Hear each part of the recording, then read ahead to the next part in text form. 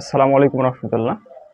সম্মানিত ভাই ও বোনেরা, আপনারা দেখতে পাচ্ছেন যে বাংলাদেশে জনপ্রিয় তুর্কি সিরিজের অভিনেতা বুরাক বাংলাদেশে এসেছেন।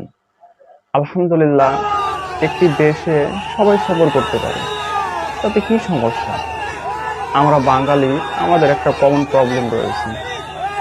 আমাদের কমন প্রবলেম হচ্ছে কথা বলতে টাকা লাগে না, এজন্য আমরা কথা বলি। যেখানে সেখানে মানুষের নিন্দা করি, এই করি সেই করি ইত্যাদি করি। আরে ভাই, সে একজন মানুষ এসেছে, মনে করেন যে ঘুরতে এসেছে, ঘুরুক। সে ঘোরার জন্য এসেছে, এখানে রাজনীতি করতে আসেনি।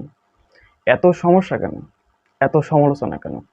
বাংলাদেশে যখন পর্ন স্টার সানি লিওনরা আসে তখন কোনো সমস্যা হয় না, আর এনারা আসলে সমস্যা কেন? সবসময় মৌলবাদিতার কথা চিন্তা করেন কেন? সবসময় সাম্প্রদায়িকের কথা চিন্তা করেন কেন? পজিটিভ চিন্তা করা উচিত। আমরা বাঙালি, সমস্যা এখানে। আসুন, এসব নোংরামি বাদ দিয়ে ভালো চিন্তা ভাবনা করার মতো মন মানসিকতা নিজের মধ্যে আনেন। নির্দিষ্টভাবে একটি ধর্মকে খাটো করার কি দরকার? আলতু ফালতু কথা বলে আসলে গন্তব্য একটাই, মৃত্যু। এসব নির্দিষ্টভাবে একটা ধর্মকে খাটো করে এবং সেই ধর্মের মানুষকে এভাবে লাঞ্ছিত করা ঠিক হবে না। যদিও লাঞ্ছিত তাকে কেউ করেনি, তবে বিভিন্নভাবে সমালোচনা করছে, কাজটা ঠিক হচ্ছে না। কেন করবেন কেন? এখানে সবাই আসতে পারে। আমাদের প্রতিবেশী দেশ, সালমান খান, শাহরুখ খান, তারপর ক্যাটরিনা কাইফ, সানি লিওন, এরা তো আসেই।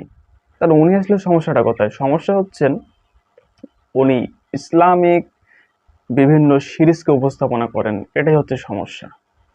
তারা মনে করেছে যে জিহাদ উপস্থাপনা করেন বিভিন্নভাবে, কি যেন কি হবে। জি না। তো যাই হোক, আমি তেমন কিছু বলতে চাচ্ছি না।